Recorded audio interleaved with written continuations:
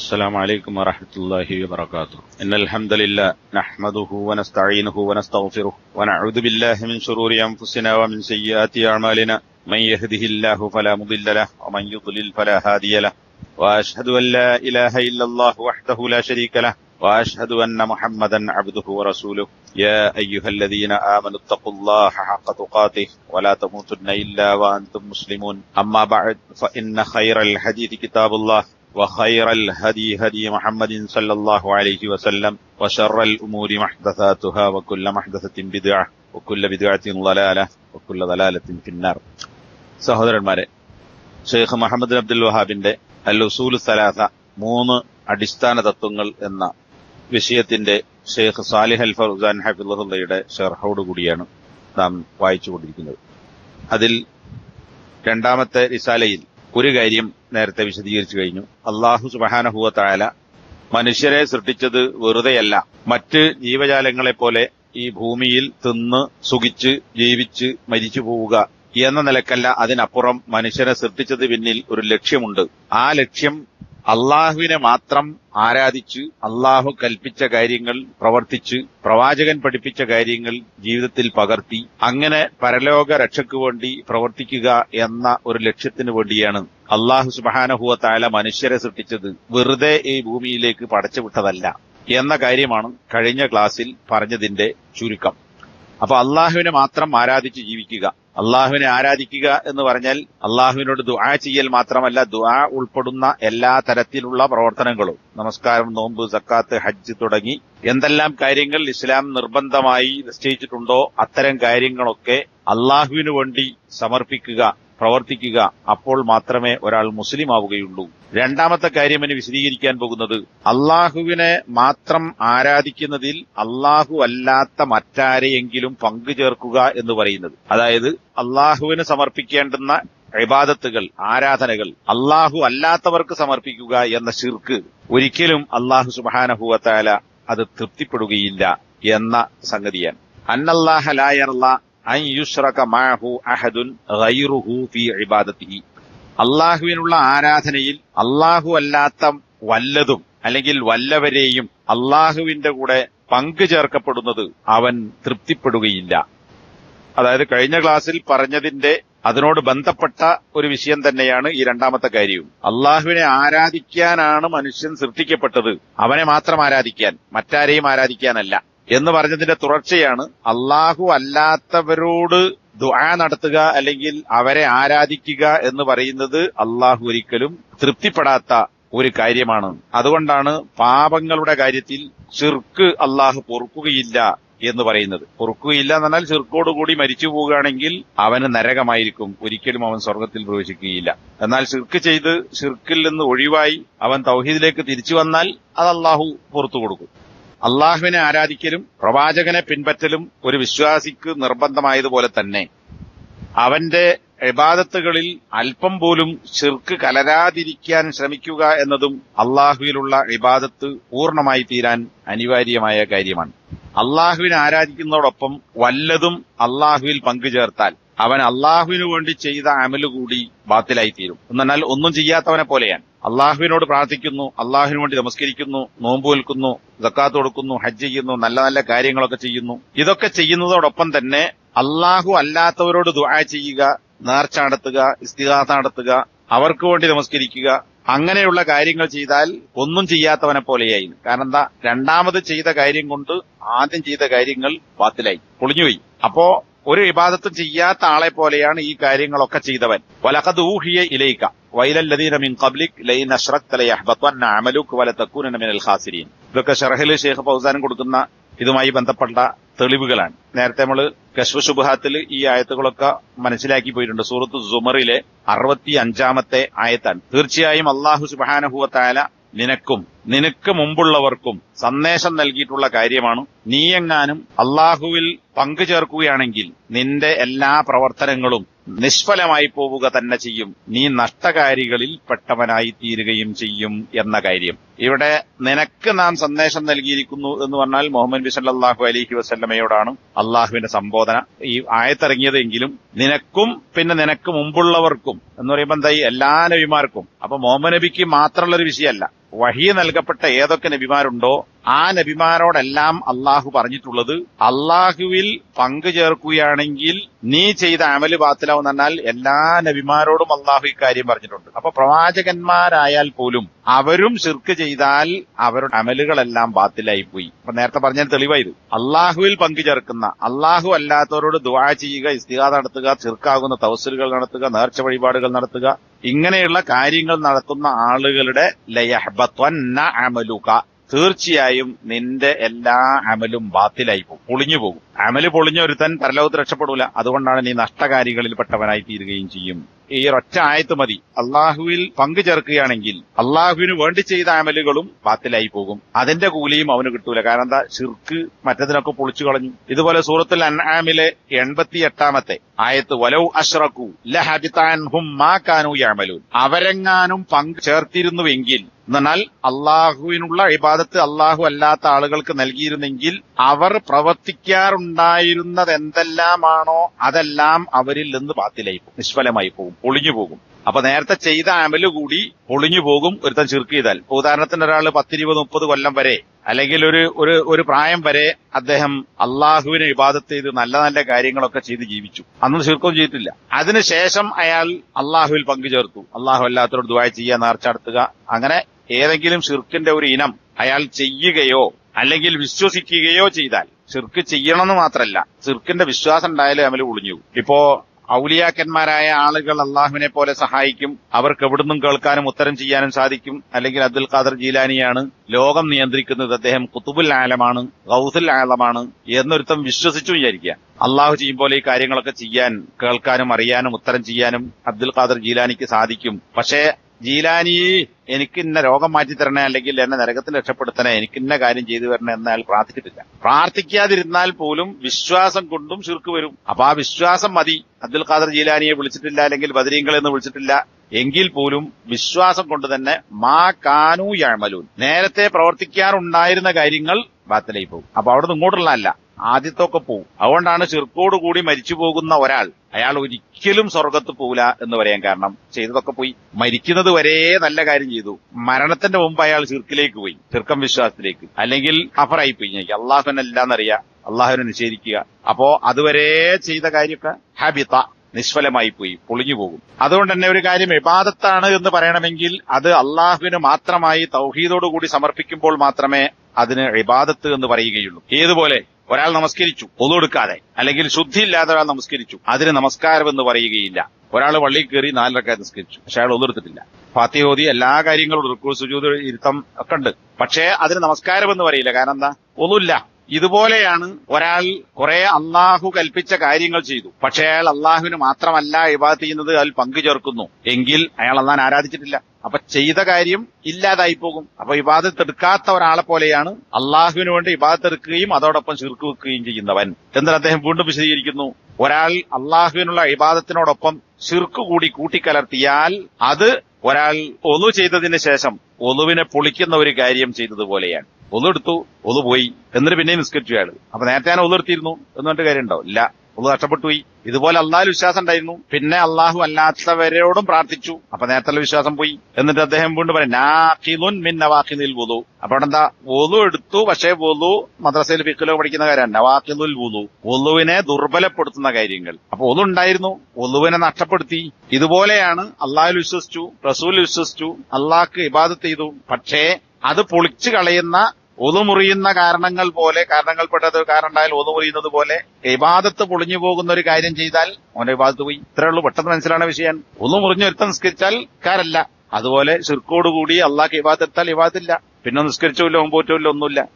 വഅബ്ദുല്ലാഹ് വലാ തുശ്രികു ബിഹി ശൈഅ, സൂറത്തുൻ നിസാ 36-ാമത്തെ ആയത്ത്. നിങ്ങൾ അള്ളാഹുവിനെ ആരാധിക്കുക, അവനിൽ യാതൊന്നിനെയും പങ്കു ചേർക്കരുത്. ഇതൊക്കെ നേരത്തെ നമ്മൾ കശ്ഫ് ശുബാത്തിൽ വായിച്ചു പോയ ആയത്തുകളാണ്. സൂറത്തുൽ ബയ്യിന ലം യകുനില്ലദീന കഫറു എന്ന സൂറത്തില് വമാ ഉമിറു, മനുഷ്യരോട് കൽപ്പിക്കപ്പെട്ടിട്ടില്ല, ഇല്ലാ ലിയഅബ്ദുല്ലാഹ, അള്ളാഹുവിനെ അവർ ആരാധിക്കാനല്ലാതെ. അള്ളാഹു നമ്മളോട് കൽപ്പിച്ച ഒരേ ഒരു സംഗതിയേ ഉള്ളൂ, ഒറ്റ കാര്യമാണ് അള്ളാഹു മനുഷ്യരോട് കൽപ്പിച്ചത്, അള്ളാഹുവിനെ മാത്രമാണ് ആരാധിക്കേണ്ടത്. മുഖ്ലിസീന ലഹുദ്ദീന, കീഴ്വണക്കത്തെ അള്ളാഹുവിന് മാത്രമാക്കിക്കൊണ്ട്. ഇത് നമ്മൾ അന്ന് വിശദീകരിച്ച ഇവിടെ മുഖ്ലിസ് എന്ന് പറഞ്ഞാൽ ആത്മാർത്ഥമായിട്ടെന്നല്ല.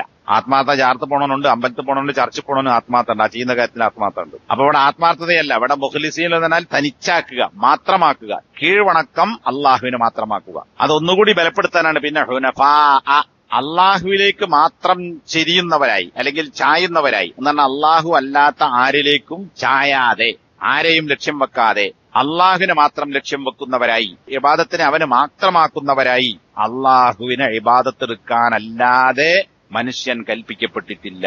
അപ്പൊ ഒറ്റ കാര്യം അള്ളാഹു കൽപ്പിച്ചിട്ടുള്ളൂ, ശിർക്കില്ലാതെ അള്ളാഹുവിന് മാത്രം ഇബാദത്ത് ചെയ്യണം. ഇതല്ലാത്തൊരു പണികൾ എടുക്കേണ്ടതില്ല. എന്നാൽ വേറെ ആർക്കും ഇബാദത്ത് എടുക്കരുത്. ഇബാദത്ത് അള്ളാഹ്ക്ക് വേണ്ടി മാത്രമായിരിക്കണം. വേറെ പണിയെടുക്കണ്ടെങ്കിൽ അധ്വാനിക്കേണ്ടത്, തിന്നേണ്ട, കച്ചവടം ചെയ്യേണ്ട, കൃഷി ചെയ്യേണ്ടെന്നല്ല. അതൊക്കെ ആവശ്യമാണ്. ഇനി സൂറത്തുൽ അംബിയ 25-ാമത്തെ ആയത്ത്, വമാ അർസൽനാ മിൻ ഖബ്ലിക മിർ റസൂലിൻ ഇല്ലാ നൂഹി ഇലൈഹി അന്നഹു ലാ ഇലാഹ ഇല്ലാ അന ഫഅബ്ദൂൻ. നിനക്ക് മുമ്പ് ഒരു നബിയെയും ദൂതന്മാരിൽപ്പെട്ട ഒരു ദൂതനെയും നാം അയച്ചിട്ടില്ല. ആ റസൂലിന് ആരാധനക്കർഹൻ ഞാനല്ലാതെ മറ്റാരുമില്ല എന്ന സന്ദേശം നൽകിയിട്ടല്ലാതെ ഒരു റസൂലിനെയും നാം അയച്ചിട്ടില്ല. അതിനാൽ നിങ്ങൾ എന്നെ ആരാധിക്കുക. അപ്പൊ ഏതൊക്കെ റസൂലിന് അള്ളാഹു അയച്ചിട്ടുണ്ടോ ആ റസൂലിനോടൊക്കെ അള്ളാഹു കൽപ്പിച്ചിട്ടുള്ളത് ആരാധനക്കർഹൻ ഞാൻ മാത്രമാകുന്നു, അതുകൊണ്ട് നിങ്ങൾ എന്നെ ആരാധിക്കണം എന്ന സന്ദേശം നൽകാതെ ഒരു റസൂലിനെയും ഒരു നബിയെയും അള്ളാഹു അയച്ചിട്ടില്ല. അപ്പൊ നിങ്ങൾ എങ്ങനെ കൃഷി ചെയ്യണം, എങ്ങനെ കച്ചവടം നടത്തണം, എന്തിനാണ് ഏറ്റവും നല്ല കൃഷി ഏതാണ് നല്ല വിളവുണ്ടാകുക, ഏത് വളമാണ് ചേർക്കേണ്ടത്, എപ്പോഴാണ് കൃഷി ചെയ്യേണ്ടത്, എന്താണ് കച്ചവടം ചെയ്യേണ്ടത് എന്ന് പഠിപ്പിക്കാനല്ല. കച്ചവടത്തിലും കൃഷിയിലും അതിന്റെ മതവുമായി ബന്ധപ്പെട്ട കാര്യങ്ങൾ ദീൻ പഠിപ്പിച്ചിട്ടുണ്ട്, അള്ളാഹു പഠിപ്പിച്ചിട്ടുണ്ട്. അപ്പോ ഇതൊന്നും ദുനിയാവ് പഠിപ്പിക്കാനല്ല, പിന്നെന്തിനാണ് അള്ളാഹുവിനെ മാത്രം ആരാധിക്കാൻ. ഈ ഒരു സന്ദേശം ജനങ്ങളെ പഠിപ്പിക്കാനാണ് അള്ളാഹു എല്ലാ നബിമാരെയും അയച്ചത്. ലാ ഇലാഹ ഇല്ലാ അന എന്നാ ലാ ഇലാഹ ഇല്ലല്ലാഹ്. അപ്പൊ അവിടെ അള്ളാഹു പറയാൻ എന്നെ ആരാധിക്കാൻ എന്ന് പറഞ്ഞാൽ അള്ളാഹുവിനെ ആരാധിക്കാനല്ലാതെ. ഇതില് നമ്മൾ പണ്ടൊക്കെ മനസ്സിലാക്കിയതുപോലെ എന്ത് വന്നു? രണ്ട് കാര്യങ്ങൾ വന്നു. ഒന്ന്, അള്ളാഹുവിനെ ആരാധിക്കണം, മറ്റാരെയും ആരാധിക്കാൻ പാടില്ല. ഒന്ന് ഇസ്ബാത്ത്, മറ്റത് നഫി.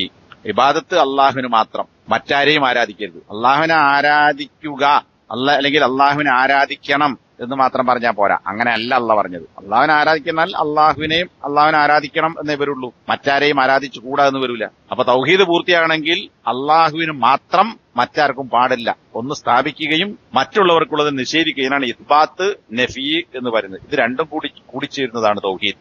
ഇവിടെ 1-2 ആയത്തുകൾ, 2-3 ആയത്തോടെ കൊടുത്തിട്ടുണ്ട്. വഖലാ റബ്ബുക, നിന്റെ റബ്ബ് വിധിച്ചിരിക്കുന്നു, അല്ലാ തഅ്ബുദൂ, നിങ്ങൾ ആരാധിക്കരുതെന്ന്, ഇല്ലാ ഇയ്യാഹു, അവനെ അല്ലാതെ. അപ്പോ അള്ളാഹുവിനെ അല്ലാതെ മറ്റാരെയും ആരാധിക്കരുതെന്ന് നിന്റെ റബ്ബ് കൽപ്പിച്ചിട്ടുണ്ട്, വിധിച്ചിട്ടുണ്ട്, അല്ലെങ്കിൽ നിർബന്ധമാക്കിയിട്ടുണ്ട്. അപ്പൊ അവിടെ എന്തായി? അള്ളാഹു അല്ലാത്ത ആരെയും ആരാധിക്കാൻ പാടില്ല. മുകളിൽ പറഞ്ഞ ആയത്തില് ഫഅ്ബുദൂൻ, നിങ്ങൾ എന്നെ ആരാധിക്കണം, അത് ഇസ്ബാത്താണ്. ഇവിടെ നഫി എന്താ? മറ്റാരെയും ആരാധിക്കരുത്, അത് നഫിയാണ്. അള്ളാഹു അല്ലാത്ത ആരെയും ആരാധിക്കാൻ പാടില്ല. വലഖദ് ബഅസ്നാ ഫീ കുല്ലി ഉമ്മത്തിർ റസൂലൻ അനിഅ്ബുദുല്ലാഹ് വജ്തനിബുത് താഗൂത്ത്. ഈ ആയത്തില് രണ്ടും ഒരുമിച്ച് വന്നു. സൂറത്തുൻ നഹ്ല് 36-ാമത്തെ ആയത്ത്. തീർച്ചയായും എല്ലാ സമുദായത്തിലേക്കും നാം ദൂതനെ അയച്ചിട്ടുണ്ട്. അപ്പോ നബിമാരെ അയക്കാത്ത ഒരു സമൂഹവും കഴിഞ്ഞു പോയിട്ടില്ല.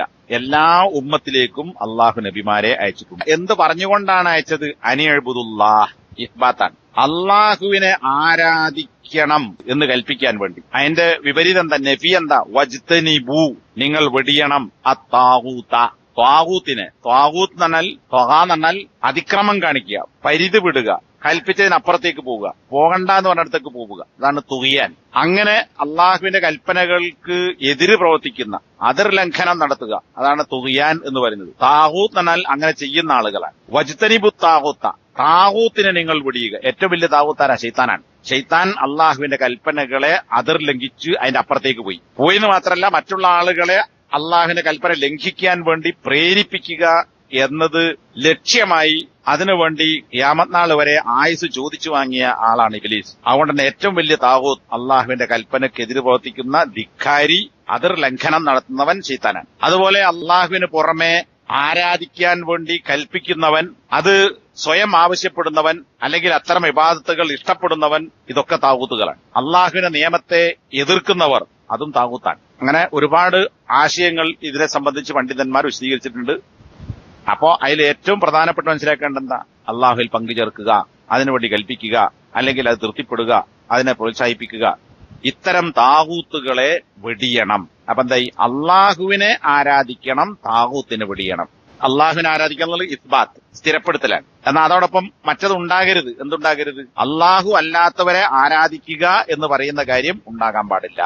ഇതുകൊണ്ടാണ് വിശുദ്ധ ഖുർആൻ അള്ളാഹുവിനെ ആരാധിക്കണം എന്ന് മാത്രം പറഞ്ഞ് മതിയാക്കിയിരുന്നെങ്കിൽ അങ്ങനെ ന്യായീകരിക്കായിരുന്നു. അള്ളാഹിനെ ആരാധിക്കണം, അള്ളാഹ് നമ്മൾ ആരാധിക്കുന്നുണ്ട്, അത്രയല്ല അള്ളാഹ് പറഞ്ഞുള്ളൂ. അപ്പൊ അള്ളാഹു അല്ലാത്തവരെ ആരാധിച്ചു കൂടാ എന്നുള്ള പറഞ്ഞിട്ടില്ലല്ലോ. അപ്പൊ പിന്നെന്താ മറ്റൊരോട് ദുആ ചെയ്താൽ എന്ന് ചോദിക്കും. അങ്ങനെ ചോദിക്കാൻ ഒരു അവസരം ഇല്ലാതിരിക്കാനാണ് അള്ളാഹു സുബ്ഹാനഹു വ തആല രണ്ടും പറഞ്ഞത്. സ്വർഗം കിട്ടും എന്ന് പറഞ്ഞതോടൊപ്പം നരകത്തിൽ പോവുകയില്ല എന്നും പറഞ്ഞു കാണാം ഖുർആനിൽ ഹദീസിലുണ്ട്, ഒരുപാട് സ്ഥലത്തുണ്ട്. ആരെക്കുറിച്ച്? ഈ പറഞ്ഞ കാര്യം അംഗീകരിക്കുന്നവരെ സംബന്ധിച്ച്. തൗഹീദുള്ള അള്ളാഹുവിനെ മാത്രം ആരാധിക്കുന്ന ആളുകൾക്ക് സ്വർഗം അനിവാര്യമാണ്, അവർക്ക് നരകം ഹറാമാകുന്നു. അപ്പൊ എന്താ? തീർച്ചയായും സ്വർഗം കിട്ടും, ഒരിക്കലും അവർ നരകത്ത് പോവില്ല. ഇനി കൂടുതൽ തിന്മ സ്വർഗം നരകത്ത് പോകേണ്ടി വരുന്ന സന്ദർഭം ഉണ്ടാവും. അള്ളാഹ് പുറത്തിട്ടില്ലെങ്കിൽ അവർ ആ കാലാവധി കഴിഞ്ഞാൽ തിരിച്ച് സ്വർഗത്തിലേക്ക് തന്നെ വരും. എന്ന് പറഞ്ഞാൽ ശാശ്വതമായി അവർ നരകത്ത് കിടക്കേണ്ടി വരികയില്ല. ഇനി സൂറത്തുൽ ബഖറ 256 ആയത്ത്, ഫമൻ യക്ഫുർ ബിത്വാഗൂതി വയുമിൻ ബില്ലാഹ് ഫഖദ് ഇസ്തംസക ബിൽ ഉർവത്തിൽ വുസ്ഖ ലം ഫിസാമ ലഹാ. ആരാണോ താഗൂത്തിനെ നിഷേധിക്കുന്നത്, അള്ളാഹുവിന് പുറമെ ആരാധിക്കപ്പെടുന്നവയെ അത് ഉൾപ്പെടുന്ന താഗൂത്തിനെ ആര് അവിശ്വസിക്കുകയും വയുമിൻ ബില്ലാഹി അള്ളാഹുവിൽ വിശ്വസിക്കുകയും ചെയ്യുന്നത്, അങ്ങനെയുള്ളവൻ ബലവത്തായ ഒരു പിടിക്കയറിനെ മുറുകെ പിടിച്ചിരിക്കുന്നു. ആ പിടിക്കയർ ഒരിക്കലും ലം ഫിസാമ ലഹ, അത് പൊട്ടിപ്പോവുകയില്ല, ഉടഞ്ഞു പോവുകയില്ല. ഉർവ എന്ന് പറഞ്ഞാൽ ഇപ്പോഴും പഴയ തറവാട്ട് വീടുകളിൽ കയറി ചെല്ലിനടുത്ത്, വരാന്തേന്ന് അങ്ങോട്ട് കയറുന്നിടത്ത്, അല്ലെങ്കിൽ മേലോട്ടുള്ള കോണിന്റെ അവിടെ, ഇന്നത്തെ കോണിമാരിൽ പണ്ടത്തെ മരത്തിന്റെ കോണിയാണ്, ഈ കോണി കയറുമ്പോൾ താഴോട്ട് വീണ് വെക്കാൻ വേണ്ടിയിട്ട്, അല്ലെങ്കിൽ വീട്ടിലേക്ക് കയറുമ്പോൾ പിടിച്ചു കയറാൻ വേണ്ടിയിട്ട് ഒരു കയറിന്റെ അറ്റത്ത് ഉള്ളിലൊരു ചിരട്ട, മറ്റേ അതിന്റെ മുകളിൽ ചൂടി കൊണ്ട് ഇങ്ങനെ മടഞ്ഞിട്ട് സാധനം കണ്ടില്ലേ, ഒരു പിടി, അതിനാണ് പിടിക്കയർ. അപ്പൊ നല്ല ഉറപ്പുണ്ടാവും, വീഴുമ്പം മുറുക്കി പിടിക്കാനാണ്, വീഴാതെക്കാൻ. അപ്പൊ അത് പൊട്ടിപ്പോവില്ല. അതിനാണ് ശരിക്കും ഉർവ എന്ന് പറയാ. ഫഖദ് ഇസ്തംസക ബിൽ ഉർവത്തിൽ വുസ്ഖ, നല്ല ഉറപ്പുള്ള ഒരു പിടിക്കയറാണ് ഇവൻ പിടിച്ചത്. ആര് പിടിച്ചത്? താഗൂത്തിനെ നിഷേധിക്കുകയും അള്ളാഹുവിന് പുറമെ ആരാധിക്കപ്പെടുന്ന സർവ്വദൈവങ്ങളെയും വിഗ്രഹങ്ങളെയും ഔലിയാക്കന്മാരെയും അതാരായിരുന്നാലും ശരി അവരെ നിഷേധിക്കുകയും അള്ളാഹുവിനെ മാത്രമേ ആരാധിക്കാൻ പാടുള്ളൂ എന്നതിൽ വിശ്വസിക്കുകയും ചെയ്തവൻ ബലമുള്ള ഉറപ്പുള്ള പിടിക്കയറിനെ പിടിച്ചിരിക്കുന്നു. ആ പിടിക്കയർ ലം ഫിസാമ ലഹ, അതൊരിക്കലും ഉടഞ്ഞു പോവുകയില്ല. മുറുക്കി പിരിച്ച കയറ് പിരിയൊടയുക, അതാണ് ഇൻഫിസാം. ലം ഫിസാമ ലഹ, ഈ പിടിക്കയർ ഒരിക്കലും പിരി ഉടഞ്ഞു പോവുകയില്ല. പിരി ഉടഞ്ഞാൽ പിന്നെ കയറിന്റെ ബലം പോയി. മുറുക്കി പിരിക്കുമ്പോഴല്ല കയറിന് കയറാകുന്നത്, കുറെ നാര് കൂട്ടി പിരിക്കുമ്പോഴാണ്. ആ പിരി ഉടഞ്ഞാലോ കയറിന്റെ ബലം കുറഞ്ഞു, ഇത് പൊട്ടിപ്പോവില്ല. അപ്പൊ മുറിഞ്ഞു പോകാത്ത, പിരി ഉടയാത്ത പിടിക്കയറവൻ മുറുകെ പിടിച്ചിരിക്കുന്നു. അതൊരിക്കലും പതറിപ്പോകുന്നതല്ല, തെറ്റിപ്പോകുന്നതല്ല. അപ്പൊ പതറാതെ മുറിയാതെ അറ്റുപോകാതെ പിടിച്ചു നിൽക്കണമെങ്കിൽ ഈ രണ്ട് കാര്യം വേണം. അള്ളാഹുവിൽ വിശ്വസിക്കുന്നതോടൊപ്പം തന്നെ അള്ളാഹു അല്ലാത്തവയെ അവിശ്വസിക്കുകയും വേണം. അപ്പൊ രണ്ടുമായി, ഇസ്ബാത്തുമായി നഫിയായി. ഇവിടെ ആദ്യം പറഞ്ഞത് നഫിയാണ്. എല്ലാ ശിർക്കിന്റെ കാര്യങ്ങളെയും ശിർക്കിന്റെ വിഗ്രഹങ്ങളെയും അള്ളാഹുവിന്റെ പുറമെ ആരാധിക്കുന്ന എന്തൊക്കെയുണ്ടോ അതിനൊക്കെ അവിശ്വസിക്കുക. ഇനി സൂറത്ത് യൂസുഫ് 106 വമാ യുഅ്മിനു അക്തറുഹും ബില്ലാഹ് ഇല്ലാ വഹും മുശ്രികൂൻ. അവരിൽ അധിക പേരും വിശ്വസിക്കുന്നില്ല, അവർ മുശ്രിക്കുകളായിക്കൊണ്ടല്ലാതെ. അതായത് മനുഷ്യരുടെ കൂട്ടത്തിൽ അധികം ആളുകളും വിശ്വസിക്കുന്നില്ല. എങ്ങനെയല്ലാതെ? ഇല്ലാ വഹും മുശ്രികൂൻ, അവർ ശിർക്ക് ചെയ്തുകൊണ്ടല്ലാതെ. അപ്പൊ ഈ ഇല്ല അല്ലാതെ എന്നുള്ള ഒഴിവാക്കി എന്തായി? യുഅ്മിനു അക്തറുഹും ബില്ലാഹ്, മനുഷ്യരിൽ അധിക പേരും അള്ളാഹുവിൽ വിശ്വസിക്കുന്നു. മൊത്തത്തിൽ മനുഷ്യരെ പരിശോധിച്ചാൽ റബ്ബുണ്ട്, സൃഷ്ടാവുണ്ട്, പരിപാലകനുണ്ട് എന്ന് വിശ്വസിക്കുന്നവരാണ് ലോകത്തിലെ മിക്ക മതക്കാരെടുത്തു നോക്കിയാൽ. ഇപ്പൊ നമ്മുടെ നാട്ടിലെ ഹിന്ദുക്കൾ എടുത്തു നോക്കിയാൽ അവരും പറയും മേലെ ഒരുത്തനുണ്ട്, സൃഷ്ടാവുണ്ട്, പടച്ചോനുണ്ട് എന്ന് പറയും. അപ്പോ സൃഷ്ടിക്കുന്നവൻ ഒരുത്തനാണ്. പിന്നെ അതിൽ അവർക്ക് അതിന്റെ ഇടയിൽ വേറെ കുറെ വിശ്വാസങ്ങളുണ്ട്, ഒക്കെ പിന്നുണ്ടായതാണ്. അതുപോലെ ക്രിസ്ത്യാനികളും ജൂതന്മാരും മക്കയിലെ മുശ്രിക്കുകളും ലോകത്തുള്ള ഏത് മുശ്രിക്ക് പരിശോധിച്ചാലും സൃഷ്ടാവ് ഒരുത്തനാണ് എന്നവർ വിശ്വസിക്കുന്നു. എന്നാൽ അതോടൊപ്പം വഹും മുശ്രിക്കൂൻ, ശിർക്ക് ചെയ്യുന്നവരായിക്കൊണ്ടാണ് മനുഷ്യരിൽ അധിക പേരും വിശ്വസിക്കുന്നത്. അപ്പൊ എന്താ? റബ്ബുണ്ട്, സൃഷ്ടാവുണ്ട്, പരിപാലകനുണ്ട്, പടച്ചോനുണ്ട്, തമ്പുരാനുണ്ട്. തമ്പുരാൻ തന്നെ നമ്മൾ പറയണല്ലോ കേട്ടോ, അവരെ ഭാഷയിൽ പറഞ്ഞാൽ അതൊക്കെ അവർ അംഗീകരിക്കുന്നു. പക്ഷേ ഇബാദത്തിൽ ശിർക്ക് എന്ന് പറഞ്ഞാൽ രണ്ടും കൂടി എങ്ങനെ ഒത്തുവരിക? അപ്പൊ ആദ്യം പറഞ്ഞ യുഅ്മിൻ, അധിക പേരും വിശ്വസിക്കുന്നു എന്ന് പറഞ്ഞാൽ റുബൂബിയത്ത് അംഗീകരിക്കുന്നു. പിന്നെ വഹും യുശ്രിക്കൂൻ, ശിർക്ക് ചെയ്യുന്നതിനാൽ ഉലൂഹിയത്തിൽ ശിർക്ക് വെക്കുന്നു. അപ്പൊ ലോകത്തുള്ള അധിക മനുഷ്യരെ പരിശോധിച്ചാലും ഏതെങ്കിലും തരത്തിൽ പല മതങ്ങളിലും വിശ്വസിക്കുന്ന ആളുകളാണ്. ആ മതക്കാരെല്ലാം റുബൂബിയത്ത് അംഗീകരിക്കുന്നു. സൃഷ്ടിക്കുന്നവനും പരിപാലിക്കുന്നവനും അള്ളാഹുവാണ്, അല്ലെങ്കിൽ മേലെയുള്ളവനാണ്, ദൈവമാണ്, ഗോഡാണ് എന്നൊക്കെ പറയും. പക്ഷേ ആരാധന അള്ളാഹുവിന് മാത്രം സമർപ്പിക്കുക എന്ന കാര്യത്തിൽ അതിൽ ശിർക്ക് വെക്കുന്നു. അപ്പൊ ഇത് മുസ്ലിങ്ങൾ എടുത്ത് പരിശോധിച്ചാൽ അങ്ങനെ തന്നെയാണ്. മുസ്ലിങ്ങൾ എന്ന് പറയുന്ന ലോകത്തുള്ള ആളുകളിൽ തന്നെ ഭൂരിഭാഗം പരിശോധിച്ചാൽ നമ്മളെ ഇന്ത്യയിൽ ഒരു സംശയവുമില്ല, കേരളമടക്കം വളരെ ചുരുങ്ങിയ ആളുകൾ മാത്രമേ ശിർക്കില്ലാതെ അള്ളാഹുവിൽ വിശ്വസിക്കുന്നുള്ളൂ. അള്ളാഹു ഉണ്ട്, ഖുർആനുണ്ട്, നബിയുണ്ട്, പരലോകമുണ്ട്, സ്വർഗമുണ്ട്, നരകമുണ്ട് എന്നൊക്കെ വിശ്വസിക്കുന്ന ആളുകളിൽ ഭൂരിഭാഗം ആളുകളും ജാറങ്ങളിലും ദർഗകളിലും മക്കാമുകളിലും മസാറുകളിലും പോകുന്നവരും അള്ളാഹു അല്ലാത്തവർക്ക് നേർച്ച വഴിപാടുകൾ ഒക്കെ നടത്തുന്നവരാണ്. അപ്പൊ വിശ്വാസമുണ്ടോ? വിശ്വാസമുണ്ട്. ഇതില് റുബൂബിയത്ത്, സൃഷ്ടാവും പരിപാലകനും ഉണ്ട് എന്ന് വിശ്വസിക്കുന്നതോടൊപ്പം ഇബാദത്ത് അള്ളാഹിന് മാത്രം കൊടുക്കാൻ തയ്യാറാവുന്നില്ല. അത് പലർക്കും വീതിച്ചു കൊടുക്കുന്നു.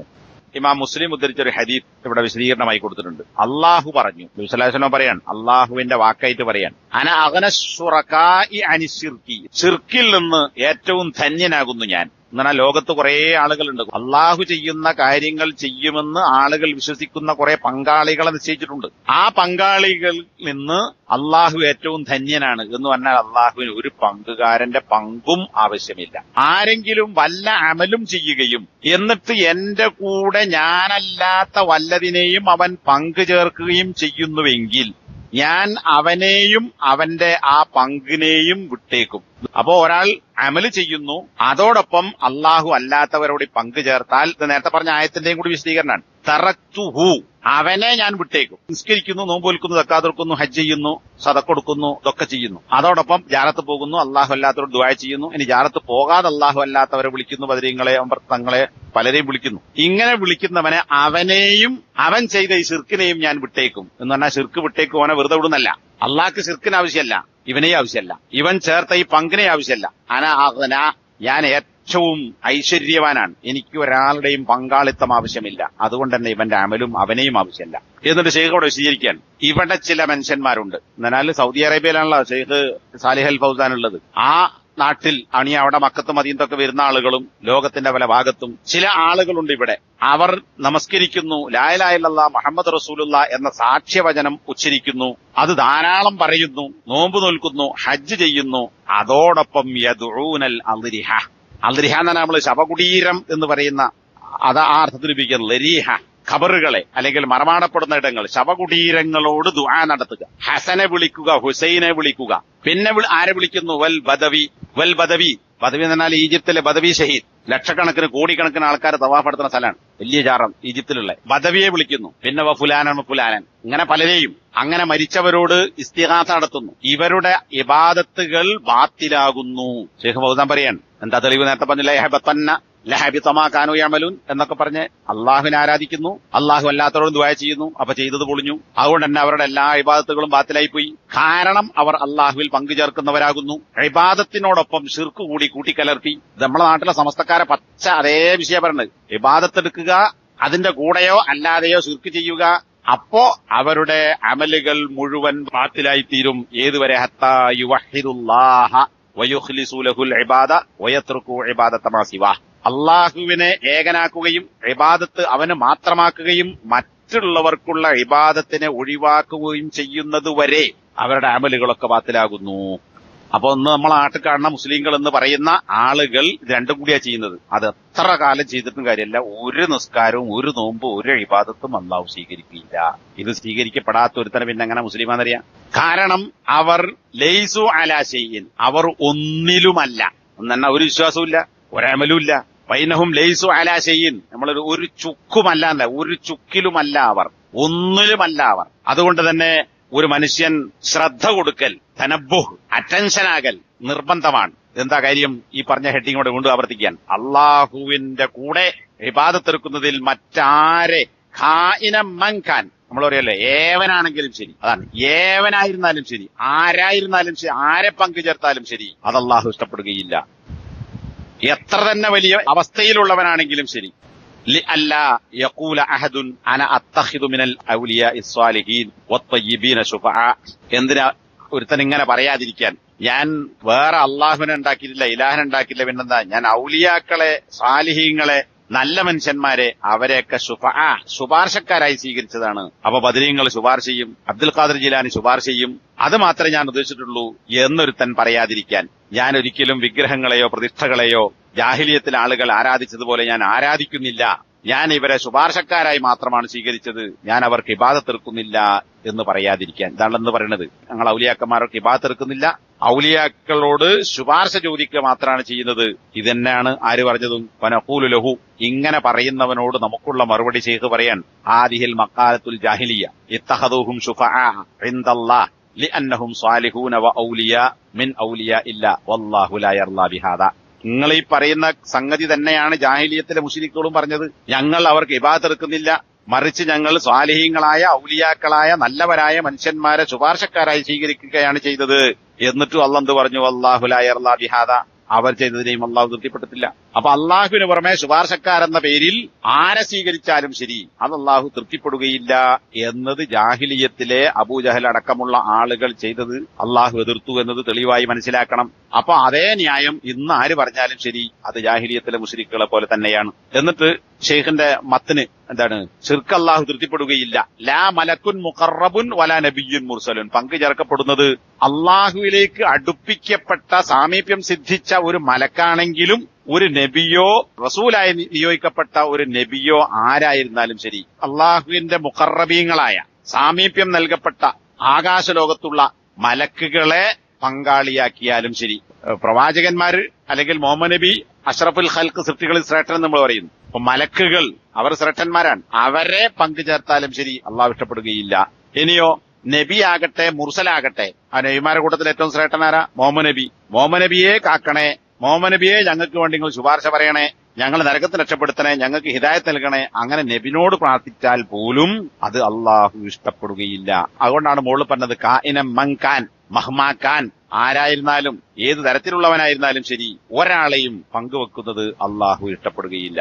അപ്പൊ പ്രവാചകന്മാരെയോ മലക്കുകളെയോ പങ്കാളികളാക്കുന്നത് പോലും അള്ളാഹു ഇഷ്ടപ്പെടുന്നില്ലെങ്കിൽ നിസ്കരിക്കാത്ത, കുളിക്കാത്ത, നോമ്പു നിൽക്കാത്ത, പല്ല് തേക്കാത്ത, മുടിവെട്ടാത്ത, നഖം മുറിക്കാത്ത, നഖത്തിനിടയിൽ ചളി നിറഞ്ഞു കിടക്കുന്ന ജിന്ന് മക്കൾ എന്റെ കയ്യിന്റെ വിരലുണ്ട് എന്ന് പറയുന്ന ഈ ജാതി ഭ്രാന്തന്മാരെയും മനുഷ്യനാണ് എന്ന് പോലും പറയാൻ കഴിയാത്ത ആളുകളെപ്പോലും ആരാധിച്ചുകൊണ്ടിരിക്കുന്ന മനുഷ്യന്മാർ പിന്നെ എങ്ങനെ അത് ശിർക്കല്ലാതിരിക്കും? അതെങ്ങനെ ഇസ്ലാം ദീനാവുക? വദ്ദലീലു ഖൗലുഹു തആല വഅന്നൽ മസാജിദ ലില്ലാഹി ഫലാ തദ്ഉ മഅല്ലാഹി അഹദാ. അള്ളാഹുവിന്റെ കൂടെ മറ്റാരെയും പങ്കു ചേർക്കുന്നത് അള്ളാഹു തൃപ്തിപ്പെടുകയില്ല എന്നതിന് നേരത്തെ കുറെ ആയത്തെ ഷർഹിൽ വായിച്ചു. ഇവിടെ ഷെയ്ഖ് കൊടുത്ത തെളിവെന്താ? പള്ളികൾ, മസ്ജിദുകൾ അള്ളാഹുവിന്റേതാകുന്നു, അള്ളാഹുവിനുള്ളതാകുന്നു. അതിനാൽ അള്ളാഹുവിന്റെ കൂടെ ഒരാളെയും നിങ്ങൾ വിളിക്കരുത്, ഒരാളോട് നിങ്ങൾ ദുആ ചെയ്യരുത്. ഇതാണ് തെളിവ്. സൂറത്തുൽ ജിന്ന് 18-ാമത്തെ ആയത്ത്. മസ്ജിദുകൾ അള്ളാഹുവിനുള്ളതാകുന്നു. അപ്പൊ മസ്ജിദ് എന്താ? സുജൂദ് ചെയ്യുന്ന ഇടം എന്നാണ്. അള്ളാഹ്ക്ക് സുജൂദ് ചെയ്യാൻ ഇബാദത്ത് എടുക്കാനാണ് പള്ളി ഉണ്ടാക്കിയത്. ഈ മസ്ജിദുകൾ ആരുടേതാണ്? അള്ളാഹുവിന്റേതാണ്. നമ്മൾ ഉണ്ടാക്കി ആധാരം ചിലപ്പോൾ നമ്മുടെ പേരിലായിരിക്കും, അല്ലെങ്കിൽ കമ്മിറ്റിന്റെ പേരിലായിരിക്കും, അല്ലെങ്കിൽ ഒരു സംഘത്തിന്റെ പേരിലായിരിക്കും, അല്ലെങ്കിൽ ഒരു വ്യക്തിന്റെ പേരിലായിരിക്കും. അതിന് നമ്മൾ വേറെ പേരിട്ടുണ്ടാവും. പക്ഷെ ആരതാ? വാനൽ മസാജിദലില്ല. മസ്ജിദുകൾ അള്ളാഹുവിനുള്ളതാണ്. എന്നാൽ അള്ളാഹുവിനെ ഇബാദത്ത് എടുക്കാനുള്ളതാണ്. ആധാരം അള്ളാന്റെ പേരിലല്ല. ഫലാ തദ്ഉ. അതിനാൽ മസ്ജിദുകൾ അള്ളാഹുവിനുള്ളതാണ് എന്നതുകൊണ്ട് നിങ്ങൾ അള്ളാഹുവിനോടൊപ്പം അഹദൻ ഒരുത്തനോടും ദുആ ചെയ്യരുത്. കണ്ട, അവിടെ സാലീങ്ങൾ ഒഴിവാക്കിയിട്ടുണ്ട്, ഔലിയാക്കൾ ഒഴിവാക്കിയിട്ടുണ്ട്, ശുഹദാക്കൾ ഒഴിവാക്കിയിട്ടുണ്ട്, നബിമാരെ ഒഴിവാക്കിയിട്ടുണ്ട്, മലക്കൾ ഒഴിവാക്കിയിട്ടുണ്ട് എന്ന് പറയാൻ പറ്റുമോ? ഇല്ല. അപ്പോ കാഫിര്യങ്ങളെ വിളിക്കാൻ പാടില്ല, മുശ്രിക്കുകളെ വിളിക്കാൻ പാടില്ല, തോന്നിവാസങ്ങളെ വിളിക്കാൻ പാടില്ല, ഞങ്ങൾ വിളിക്കുന്നത് ഔലിയാക്കന്മാരെയാണ് എന്ന് പറയാൻ വകുപ്പില്ല. കാരണം അള്ളാഹു ആരെയും ഒഴിവാക്കിയിട്ടില്ല. അഹദൻ, ഒരുത്തനെയും വിളിക്കാൻ പാടില്ല. ഫലാ തദ്ഉ മഅല്ലാഹി അഹദൻ, അള്ളാഹുവിനോടൊപ്പം ഒരുത്തനെയും വിളിക്കാൻ പാടില്ല. അത് ആരായാലും ശരി, നബിയാണെങ്കിലും മലക്കാണെങ്കിലും ജിബ്രീലാണെങ്കിലും ഇനി മുഹമ്മദ് നബിയാണെങ്കിലും ശരി, പാടില്ല. അപ്പൊ ജാഹിലിയത്തിലെ മുശ്രിക്കുകളും അതിനെ പറഞ്ഞ ശുപാർശക്കാരാണ് എന്ന് പറഞ്ഞതുപോലെ തന്നെ ഞങ്ങളെ അള്ളാഹുവിലേക്ക് അടുപ്പിക്കാൻ വേണ്ടിയാണ്. സൂറത്ത് സുമറിലെ 3-ാമത്തെ ആയത്താണ്. വമാ നഅബ്ദുഹും ഇല്ലാ ലിയുഖർരിബൂനാ ഇലല്ലാഹി സുൽഫാ. അള്ളാഹുവിലേക്ക് ഒരു അടുപ്പം ഞങ്ങളെ അടുപ്പിക്കാൻ വേണ്ടി അല്ലാതെ ഞങ്ങൾ അള്ളാഹുവിന് പുറമെയുള്ള ആളുകൾക്ക് ഇബാദത്ത് എടുക്കുന്നില്ല. ഇപ്പൊ ജാഹിലിയത്തിലെ മുശ്രിക്കുകൾ അവർ നേർച്ചയാക്കി, കന്നുകാലികളെ നേർച്ചയാക്കി, ഒട്ടകങ്ങളെ നേർച്ചയാക്കി, ഇത്ര പ്രസവിച്ചാൽ ഇന്നതിനെ, ഇത്ര വയസ്സായാൽ ഇന്നതിനെ, ഇത്ര ആൺകുട്ടിയെ പ്രസവിച്ചാൽ ഇന്നതിനെ, ഇങ്ങനൊക്കെ പല കോലത്തിലും സൂറത്തുൽ അൻആം കാണാം. അങ്ങനെ പല നേർച്ചകളും നടത്തി. കൃഷി ചെയ്താൽ അതിന്റെ വിളവിൽ നിന്ന് ഒരു വിഹിതം അള്ളാഹ്ക്കും ഒരു വിഹിതം ഇന്ന സാലിഹീങ്ങൾക്കും അങ്ങനെ നേർച്ചാക്കിയിരുന്നു. ഇന്നും നേർച്ചാക്കണ്ടല്ലോ അങ്ങനെ. അപ്പൊ ആ നേർച്ച അന്നുള്ളതാണ്. ഇതൊക്കെ എന്തിനാ? ഞങ്ങൾ അങ്ങോട്ട് അടുപ്പിക്കാനാണ് എന്നാണ് അന്നത്തെ ആളുകൾ പറഞ്ഞത്. അത് അള്ളാഹു അംഗീകരിച്ചോ? ഇല്ല. അപ്പൊ അതുകൊണ്ട് തന്നെ ഈ ആരാധിക്കപ്പെടുന്നവരാരും ഒന്നിനെയും സൃഷ്ടിച്ചവരല്ല, ഒരു റിസ്ക്കും ഒരന്നവും നൽകുന്നവരല്ല. അള്ളാഹുവിന് പുറമെയുള്ള ആരും മരിപ്പിക്കാനോ ജീവിപ്പിക്കാനോ ഉയർത്തെഴുന്നേൽപ്പിക്കാനോ ഒന്നിനും കഴിയാത്തവരാണ്. അതുകൊണ്ട് തന്നെ ഈ ആളുകൾക്ക് ഇബാദത്ത് കൊടുക്കുക എന്ന് പറയുന്നത്, അവർക്ക് വേണ്ടി അറവ് നടത്തുക എന്ന് പറയുന്നത്, ഖബറിലേക്ക് നേർച്ചയാക്കുക എന്ന് പറയുന്നത്, അവരോട് ഇസ്തിഗാസ നടത്തുക എന്ന് പറയുന്നത്, ഇതൊക്കെ അള്ളാഹു തൃപ്തിപ്പെടാത്ത ശിർക്കിൽപ്പെട്ട കാര്യമാകുന്നു. ഇനി പള്ളികൾ അള്ളാഹ്ക്കുള്ളതാണ് എന്ന് പറഞ്ഞാൽ എന്തിനാണ് ഇവിടെ അള്ളാഹു പള്ളികളെ കുറിച്ച് പറഞ്ഞത്? അത് ബുയൂത്തുള്ള അള്ളാഹുവിന്റെ വീടുകളാണ്. അള്ളാഹിന്റെ വീട് തന്നെ അള്ളാഹ് അവിടെ താമസിക്കുന്നില്ല. പിന്നെന്താ? അള്ളാഹുവിനെ ആരാധിക്കാൻ വേണ്ടി തയ്യാറാക്കപ്പെട്ട, അള്ളാഹുവിന് ഭൂമിയിൽ വെച്ച് ഏറ്റവും ഇഷ്ടമുള്ള, അള്ളാഹുവിനെ ഇബാദത്തെടുക്കാൻ വേണ്ടി വരാൻ, അദാൻ, ബാങ്ക് വിളിക്കപ്പെടുന്ന, അള്ളാഹുവിന്റെ നാമം സ്മരിക്കപ്പെടുന്ന സ്ഥലങ്ങളാണ് പള്ളികൾ എന്ന് പറയുന്നത്. അതുകൊണ്ട് തന്നെ ആ പള്ളികളിൽ ഒരിക്കലും അള്ളാഹു അല്ലാത്തവർക്കുള്ള ഒരു ഇബാദത്തും നടന്നുകൂടാ. ആ പള്ളികളിൽ ഖബറുകളോ അല്ലെങ്കിൽ ശവകുടീരങ്ങളോ നിർമ്മിക്കപ്പെട്ടുകൂടാ. അങ്ങനെ ചെയ്യുന്ന ആളുകളെ, ജൂതക്രിസ്ത്യാനികളെ നബി സല്ലല്ലാഹു അലൈഹി വസല്ലമ ശപിച്ചിട്ടുണ്ട്. നബി സല്ലല്ലാഹു അലൈഹി വസല്ലമ മരിക്കുന്നതിന്റെ തൊട്ട് മുമ്പ് വരെ ആവർത്തിച്ച് പറഞ്ഞുകൊണ്ടിരുന്ന കാര്യം ഇതാണ്. ഇതൊക്കെ നേരത്തെ കശ്മശുബാത്തിൽ വായിച്ചു പോയതാണ്. ഇവിടെയും ആ ആയത്തുകൾ ജൂതക്രിസ്ത്യാനികളെ ശപിച്ചു എന്ന് പറയുന്ന ഹദീസുകൾ ഇവിടെ കൊടുത്തിട്ടുണ്ട്. ഞാനത് ആവർത്തിക്കുന്നില്ല. അതുകൊണ്ട് തന്നെ പള്ളികൾ ശിർക്കിൽ നിന്ന് മുക്തമാകണം, ശുദ്ധമായിരിക്കണം. എന്നാൽ ഇന്നോ അള്ളാഹ്ക്കുള്ള നിസ്കാരം നടക്കുന്നത് പോലെ തന്നെ പള്ളികളിൽ ഹദ്ദാദുകളും അതുപോലെ തന്നെ ബദർമാല, മറ്റേമാല, എല്ലാത്തരം ശിർക്കും നടത്തുന്നത് എവിടെ വെച്ചിട്ടാ? പള്ളിയിൽ വെച്ചിട്ടാണ്. പള്ളിയിൽ മറമാടപ്പെടുന്നു, അല്ലെങ്കിൽ മറമാടപ്പെട്ടിടത്ത് പള്ളി ഉണ്ടാക്കുന്നു. ഇതൊക്കെ നാട്ടിൽ വ്യാപകമാണ്.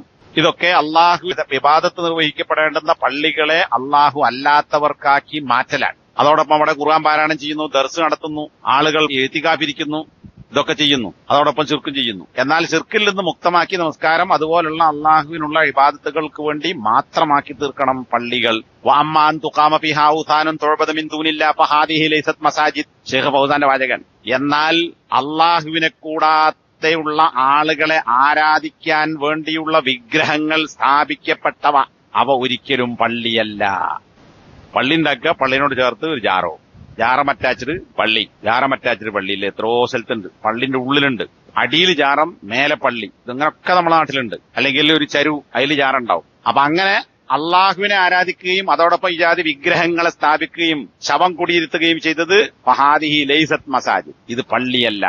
ഹാദിഹി മശാഹിദു ഷിർക്കിൻ, ഇത് ഷിർക്കിന്റെ മഷ്ഹദുകളാണ്. മഷ്ഹദ് എന്നാൽ ആളുകൾ വരുന്ന സ്ഥലം, സാക്ഷിയാകുന്ന സ്ഥലം എന്നാണ്. ജാറത്തിന് മഷ്ഹദ് എന്ന് പറയാറുണ്ട്. എന്താ മസാർ എന്ന് പറഞ്ഞാൽ നമ്മളിവിടെ ജാറെന്നറിയും, മക്ബറ എന്നും പറയും. വടക്കേ ഇന്ത്യയിൽ മസാർ എന്ന് പറയും. മസാർ എന്ന് പറഞ്ഞാൽ സന്ദർശന സ്ഥലം എന്നാണ്. ഇവരോട് ദ്വാരക്കാൻ വേണ്ടി, നേർച്ചയാക്കാൻ വേണ്ടി, അതിനുവേണ്ടി തിരികെ തീയാനൊക്കെ ആൾക്കാർ സന്ദർശിക്കുന്ന സ്ഥലം, ഉപകാരങ്ങൾ കിട്ടാൻ വേണ്ടി, വിപത്തുകളൊക്കെ നീങ്ങിപ്പോകാൻ വേണ്ടി വരുന്ന സ്ഥലം, അതുപോലെ പങ്കെടുക്കുന്ന സ്ഥലമാണ് മഷ്ഹദുകൾ, ആളുകൾ വന്നു ചേരുന്ന സ്ഥലം.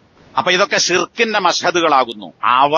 അതിന്റെ ആളുകൾ അതിന് പള്ളി എന്ന് വിളിച്ചാലും ശരി. ഇത് ശൈഖ് ഫൗസാന്റെ വാചകമാണ്. എന്നിട്ട് ആ പള്ളി കയറി നിസ്കരിക്കുക, ആ ഇമാമിനെ തുടരുക, ഞങ്ങളും സലഫിയ എന്ന് പറയാ, മറ്റോ തീവ്രവാദി എന്നറിയാം. അപ്പൊ മസ്ജിദുകൾ അള്ളാഹുവിന്റേതാണ്, അള്ളാഹുവിനെ ആരാധിക്കാൻ വേണ്ടി നിലനിർത്തേണ്ടതാണ്. അതിനാണ് മസ്ജിദ് എന്ന് പറയുക.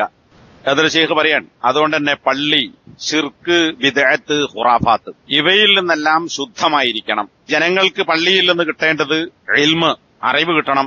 അതുപോലെ അവർക്ക് അള്ളാഹുവിനെ ആരാധിക്കാനുള്ള കാര്യങ്ങൾ പഠിക്കണം, അത് നിർവഹിക്കാൻ സാധിക്കണം. പള്ളിയിൽ എന്തെങ്കിലും തരത്തിലുള്ള ശിർക്കോ അല്ലെങ്കിൽ ഖുറാഫാത്തോ അതുകൊണ്ടുള്ള സ്വാധീനങ്ങളോ അല്ലെങ്കിൽ അതിന്റെ അടയാളങ്ങളോ പള്ളിയിൽ ഉണ്ടാവുകയാണെങ്കിൽ ഫയജിബു അൻ തകൂനൽ മസാജിദ് മുതഹറതൻ മിനശ് ശിർക്ക്, എല്ലാതരം ശിർക്കിൽ നിന്നും പള്ളി ശുദ്ധീകരിക്കൽ നിർബന്ധമാകുന്നു. കാരണം എന്താ? ഇബ്രാഹിം നബി അലൈഹി സ്വലാത്തു വസ്സലാമിനോട് അള്ളാഹു സൂറത്ത് ഹജ്ജിലെ 26-ാമത്തെ ആയത്തിലും വേറെയും പല ആയത്തുകളിലും അള്ളാഹു പറഞ്ഞ കാര്യം എന്താ? ഇബ്രാഹിം നബിക്ക് നാം ആ ഭവനത്തിന്റെ, അൽ ബൈത്ത്, കഅബയെ കുറിച്ചാണ് പറഞ്ഞത്, അൽ ബൈത്ത്, ആ ഭവനത്തിന്റെ സ്ഥാനം ഇബ്രാഹീമിന് നാം സൗകര്യപ്പെടുത്തി കൊടുത്തു. എന്തിനാണ് ഉണ്ടാക്കിയത്? കഅബ ഉണ്ടാക്കിയ ലക്ഷ്യം പറയാണ്, അല്ലാ തുശ്രിക് ബി ശൈഅ, നീ എന്നിൽ യാതൊന്നിനെയും പങ്കു ചേർക്കരുത്. വതഹിർ ബൈതി ലിത്വായിഫീന വൽ ഖായിമീന വറുകഇ സുജൂദ്, എന്റെ ഭവനം, അതായത് കഅബാലയം, തവാഫ് നിർവഹിക്കുന്നവർക്കും നിൽക്കുന്നവർക്കും, അതായത് നിന്ന് നമസ്കരിക്കുന്നവർക്കും റുകൂ ചെയ്യുന്നവർക്കും സുജൂദ് ചെയ്യുന്നവർക്കുമായി അതിനെ നീ ശുദ്ധിയാക്കണം. അപ്പൊ എന്താ? കഅബാലയം ഉണ്ടാക്കാനല്ല, കഅബാലയത്തെ ശുദ്ധീകരിക്കണം, എല്ലാ ശിർക്കിൽ നിന്നും മുക്തമാക്കണം. എന്നിട്ട് ശൈഖ് ചോദിക്കുകയാണ്, എന്തിൽ നിന്നാണ് ശുദ്ധിയാക്കേണ്ടത്? അവിടെ എന്തെങ്കിലും എട്ടുകാലുണ്ട്, എട്ടുകാലിന്റെ വലണ്ട്, അല്ലെ ചളി പിടിച്ചിട്ടുണ്ട്? അല്ല. തഖ്ഹിർഹു മിനശ് ശിർക്കി വൽ ബിദ്അഇ വൽ ഖുറാഫാത്ത് കമാ അന്നഹു അയ്ളൻ യുതഖർ മിനൻ നജാസാതി വൽ ഖാദൂറാത്ത്. നജസുകളും അഴുക്കുകളും ഇതിൽ നിന്നൊക്കെ പള്ളികളെ വൃത്തിയാക്കുന്നത് പോലെ തന്നെ ശിർക്ക് വിധേയത്ത് ഖുറാഫാത്തിൽ നിന്നും പള്ളികൾ ശുദ്ധീകരിക്കപ്പെടണം. അപ്പൊ പള്ളി വൈറ്റ് വാഷ് ചെയ്തല്ല പെയിന്റ് അടിച്ച് ഉഷാറാക്കി അവിടെ ഊതൊക്കെ കൊണ്ടുപോയി പുകയിച്ചാൽ പള്ളിയാവൂല.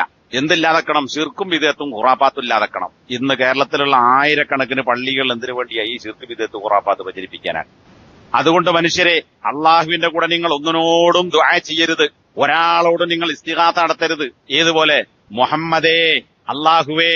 അപ്പൊ അള്ളാഹുവിനെ വിളിക്കുന്നു, മുഹമ്മദ് നബിയെ വിളിക്കുന്നു. യാ അള്ളാഹ്, യാ അബ്ദുൽ ഖാദിർ, അള്ളാഹുവെ കാക്കണേ, അബ്ദുൽ ഖാദറെ കാക്കണേ. ഏത് ഖാദറാ അത്? അബ്ദുൽ ഖാദർ ജീലാനി, മുഹൈദ്ദീൻ ഷെയ്ഖ് എന്ന് ഖുറാഫി പറയുന്ന അബ്ദുൽ ഖാദർ ജീലാനി. ജീലാനി എന്ന് പറഞ്ഞാൽ ഗീലാനിൽ ജനിച്ചവെന്നാണ്. യാ അബ്ദുൽ ഖാദിർ, യാ മുഹമ്മദ്, അല്ലെങ്കിൽ അബ്ദുൽ ഖാദർ ജീലാനി, അല്ലയോ മുഹമ്മദ് നബിയെ എന്നിങ്ങനെയുള്ള ഒരു വിളിയും പാടില്ല. കാരണം അല്ലാഹു സുബ്ഹാനഹു വ തആല അതൊന്നും തൃപ്തിപ്പെടുകയില്ല. പിന്നെ ഈ ആയത്തിൽ അഹദൻ, നേരത്തെ പറഞ്ഞ ആയത്തുള്ള അഹദൻ ഒരാളെയും എന്ന് പറഞ്ഞിട്ടുണ്ട്. അപ്പൊ അവിടെ അറബി ഭാഷാ പ്രയോഗം അനുസരിച്ച് ഒരു കാര്യം വിലക്കുക, ആ വിലക്കുന്നതിനോടൊപ്പം നെക്കിറയായി, അതായത് മഅരിഫ അല്ലാതെ അഹദൻ എന്ന് ആ നിലക്ക് പറഞ്ഞാൽ എന്തായി? എല്ലാറ്റിനെയും ഉൾക്കൊള്ളുന്നതാണ്. അഹദൻ ഒരാളെയും, ഒന്നിനെ പങ്കേർക്കാൻ പാടില്ല എന്നല്ല. ഒരാളെ വിളിക്കരുത്, രണ്ടാളെ വിളിച്ചോന്നല്ല. പിന്നെന്താണ്? അഹദൻ എന്നാൽ ഒന്നിനെയും, ഒരാളെയും, ഒരു വസ്തുവിനെയും, ഒരു സംഗതിയെയും, ഒരു കാര്യത്തെയും പങ്കുചേർക്കാൻ പാടില്ല. അപ്പൊ അങ്ങനെ വ്യാപകമായ, നേരത്തെ പറഞ്ഞ പോലെ മലക്കുകളാകട്ടെ, നബിമാരാകട്ടെ, വിഗ്രഹങ്ങളാകട്ടെ, പ്രതിഷ്ഠകളാകട്ടെ, ഖബറാകട്ടെ, ഷെയ്ഖാകട്ടെ, വലിയാകട്ടെ, തങ്ങൾപ്പാപ്പയാകട്ടെ, ജീവനുള്ളതാകട്ടെ, ചത്തതാകട്ടെ, ഒന്നിനെയും, ആരായിരുന്നാലും ഒന്നിനെയും അള്ളാഹിനോടൊപ്പം വിളിച്ചേർക്കാൻ പാടില്ല. അതുകൊണ്ടാണ് അവിടെ ഫലാ തദൂ മഅല്ലാഹി അഹദൻ എന്ന് പറഞ്ഞത്. അപ്പൊ രണ്ടാമത്തെ വിഷയം അതാണ്. ഇത് അള്ളാഹുവിൽ മറ്റാരെയും പങ്കു ചേർക്കരുത്. പങ്കു ചേർക്കുന്നത് ആരെ പങ്കു ചേർത്താലും അള്ളാഹു ഇഷ്ടപ്പെടുകയില്ല എന്ന് മാത്രമല്ല, ആ അമല് ചെയ്യുന്നതോടുകൂടി അള്ളാഹുവിന് വേണ്ടി ചെയ്ത അമലും നിഷ്ഫലമായി പോകും, ബാത്തിലായി പോകും, കൂലി കിട്ടൂല, നരകത്തിൽ നിന്ന് രക്ഷപ്പെടുകയില്ല. ഇതാണ് രണ്ടാമതായി മനസ്സിലാക്കേണ്ട സംഗതി. ഇനി മൂന്നാമത്തെ കാര്യമാണ് അടുത്തത്. അന്നമൻ അതാഅ റസൂല വവഹദ അല്ലാഹ ലാ യജൂസു ലഹു മുവാലാത്തു മൻ ഹാദല്ലാഹ വറസൂലഹു വലൗ കാന അഖറബ ഖരീബിൻ. വലാഉം ബറാഉമായി ബന്ധപ്പെട്ട കാര്യങ്ങളാണ് ഈ മൂന്നാമത്തെ വിഷയം. ഇവിടെ ഹെഡിങ് ആയിരുന്നു, ഷെയ്ഖ് കൊടുത്ത ഹെഡിങ് അല്ല, സാലിഹ് അൽ ഫൗസാൻ അല്ലെങ്കിൽ അത് പ്രസിദ്ധീകരിച്ച ആളുകൾ കൊടുത്താണ്. അബ്ദുല്ലാഹിന്റെ ഗ്രന്ഥത്തിൽ അങ്ങനെ ഹെഡിങ് ഒന്നുമില്ല. അൽ വലാഉ വൽ ബറാഉ. വലാ എന്ന് പറഞ്ഞാൽ കൂറ്, ബന്ധം, അതിന്റെ നേരെ വിപരീതമാണ് ബറാ, ബന്ധവിച്ഛേദനം. ഒന്ന് ബന്ധം ചേർക്കുക, മറ്റത് ബന്ധം മുറിക്കുക. ഒന്ന് കൂറ് പുലർത്തുക, മറ്റത് കൂറ് മുറിക്കുക. വലാ ബറാ, ബറാഅത്ത് എന്നും പറയാറുണ്ട്. അപ്പൊ നേരത്തെ അള്ളാഹുവിനെയും റസൂലിനെയും അനുസരിക്കണം, അതിനാണ് മനുഷ്യനെ അള്ളാഹു സൃഷ്ടിച്ചത് എന്ന് പറഞ്ഞു.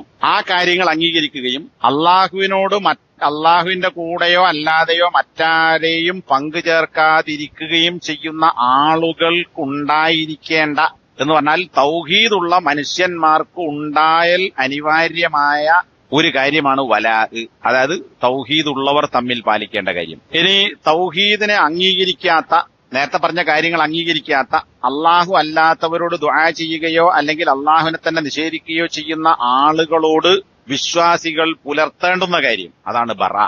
അപ്പോ ഉറ്റബന്ധം, ആത്മബന്ധം എന്ന് പറയുന്ന വലാ വിശ്വാസികൾ തമ്മിൽ പുലർത്തൽ നിർബന്ധവും അത് മറ്റ് ആളുകൾക്ക് കൊടുക്കാതിരിക്കുകയും ചെയ്യണം. വലാ വിശ്വാസികളല്ലാത്തവരോട് പാടില്ല. പിന്നെ ബറാ എന്ന് പറഞ്ഞത് വിശ്വാസികൾ തമ്മിലുള്ള ബന്ധം പോലുള്ള ബന്ധം, ഉറ്റബന്ധം വിശ്വാസികളല്ലാത്ത ആളുകൾക്ക് നൽകിക്കൂടാ. അതാണ് ബറാ. അവരോട് ബറാ കാണിക്കുക, വിശ്വാസികൾ പരസ്പരം വലാ, കൂറ് പുലർത്തുക, ഉറ്റബന്ധമുണ്ടാവുക. ഇവിടെ ഷെയ്ഖിന്റെ വാചകം, റസൂലിനെ അനുസരിക്കുകയും അള്ളാഹുവിനെ ഏകനാക്കുകയും ചെയ്യുന്ന ഒരുത്തൻ എന്നാണ് ലാ ഇലാഹ ഇല്ലല്ലാഹ് മുഹമ്മദ് റസൂലുള്ളാഹ് എന്ന കാര്യം അംഗീകരിക്കുന്ന ഒരുത്തൻ, ലാ യജൂസു ലഹു, ഒരു മുസ്ലിമിന് തൗഹീദ് അംഗീകരിക്കുന്ന പ്രവാചകനനുസരിക്കുന്ന ഒരുത്തന് അനുവദനീയമല്ല. മുവാലാത്തു മൻ ഹാദല്ലാഹ വറസൂലഹു, അള്ളാഹുവിനോടും അവന്റെ റസൂലിനോടും അനുസരണക്കേട് അല്ലെങ്കിൽ എതിര് കാണിക്കുന്ന ഒരുത്തനോട് മുവാലാത്ത് പുലർത്തൽ അനുവദനീയമാവുകയില്ല. മുവാലാത്ത് എന്ന് പറഞ്ഞാൽ വല എന്ന് പറഞ്ഞാൽ രണ്ട് ഒരേ അർത്ഥം, രണ്ട് പദത്തിൽ ഉണ്ടായിരുന്ന അർത്ഥം, ഒരൊറ്റ ക്രിയാധാതു അതിന്റെ വ്യത്യസ്ത രൂപം. അപ്പോ ആരോട്? അള്ളാഹുവിനോടും റസൂലിനോടും എതിര് നിൽക്കുന്ന അല്ലെങ്കിൽ അനുസരണക്കേട് കാണിക്കുന്ന ഒരുത്തനോട് കൂറ് പുലർത്തൽ അള്ളാഹുവിനെ ഏകനാക്കുകയും റസൂലിനെ അനുസരിക്കുകയും ചെയ്യുന്ന ഒരുത്തന് ലാ യജൂസു, അനുവദനീയമല്ല. വലൗ കാന അഖ്റബ ഖരീബിൻ, അവൻ എത്ര തന്നെ അടുത്തവനാണെങ്കിലും ശരി. ആര്? തൗഹീദ് അംഗീകരിക്കാത്തവൻ. തൗഹീദ് അംഗീകരിക്കാത്ത മുസ്ലിം അല്ലാത്ത ഒരാൾ എത്ര തന്നെ അടുത്തവനാണെങ്കിലും ശരി, അവനോട് കൂറ് പാടില്ല, ആത്മബന്ധം പാടില്ല, അനുവദനീയമല്ല. ഇതാണ് തലക്കെട്ട്.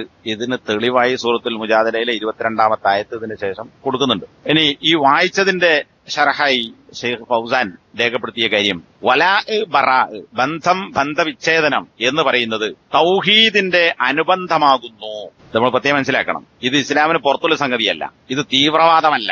ഇവിടെ എന്താ ഷെയ്ഖ്, താബിഅത്തുൻ ലിത്തൗഹീദി, തൗഹീദിന്റെ തുടർച്ചയാണ്. മിൻ ഹുഖൂഖി തൗഹീദി, തൗഹീദിന്റെ ഹക്ക്, തൗഹീദിന്റെ അവകാശങ്ങളിൽ അല്ലെങ്കിൽ അതിനോട് നമ്മൾ പാലിക്കേണ്ടുന്ന ബാധ്യതകളിൽ പെട്ടതാണ് അൽ വലാഉ ലി ഔലിയാ ഇല്ലാ, അള്ളാഹുവിന്റെ ഉച്ചമിത്രങ്ങളോട്. ആരാ അള്ളാഹിന്റെ മിത്രങ്ങൾ? മുഅ്മിനീങ്ങൾ, മുത്തഖീങ്ങൾ. അപ്പോ അള്ളാഹുവിനെ സൂക്ഷിച്ച് ജീവിക്കുന്ന ആളുകളായ ഔലിയാക്കളോട്. ഈ ഔലിയാക്കൾ നമ്മൾ പച്ചമൂടിയ ജാറത്ത് കിടക്കുന്ന മനുഷ്യന്മാരെ അല്ല കണക്കാക്കേണ്ടത്, അള്ളാഹുവിനെ സൂക്ഷിച്ച് ജീവിക്കുന്ന മനുഷ്യന്മാർ.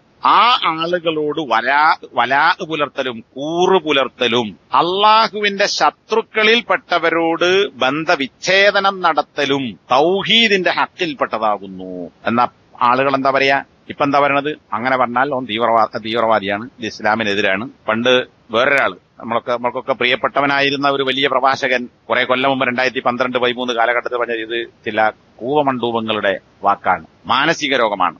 വലാഹ് ബറാഹ് എന്ന് പറയൽ മാനസിക രോഗമാണ്. കൂവമണ്ഡൂപങ്ങൾ, ഈ രണ്ട് പ്രയോഗം, ആളെ പേര് ഞാൻ പറയില്ല, കേരളത്തിലെ അറിയപ്പെട്ട മലയാളികൾ ഇഷ്ടപ്പെടുന്ന ഒരു പ്രകാശൻ ഇപ്പോഴും പ്രസംഗിച്ചുകൊണ്ടിരിക്കുന്നു. ഒരു സംഘടനയുള്ള മാത്രം. അപ്പൊ എന്തിനെ കുറിച്ചാ പറഞ്ഞത്? തൗഹീദിന്റെ അനുബന്ധമായ, തൗഹീദിന്റെ ഹക്കിൽപ്പെട്ട വലാഹ് ബറാനെ കുറിച്ച് മാനസിക രോഗമെന്നും അത് പറയുന്നവർ കൂപമണ്ഡൂപങ്ങളാണ് എന്ന് പറഞ്ഞാൽ എന്തായി? ഇസ്ലാം പഠിപ്പിച്ച തൗഹീദ് അംഗീകരിക്കുന്നില്ല എന്നതിനർത്ഥം.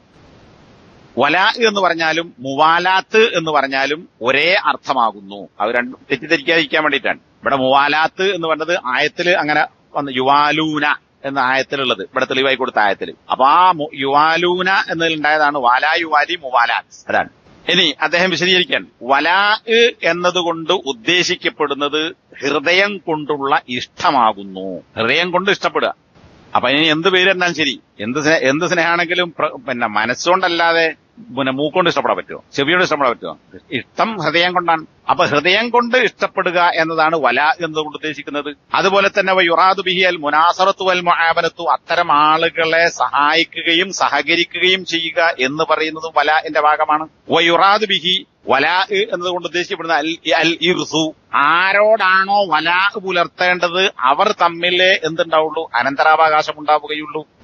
പാപ്പ മുസ്ലിമല്ല, പാപ്പന്റെ സ്വത്തിൽ മകന് അനന്തരാവകാശം കിട്ടുകയില്ല.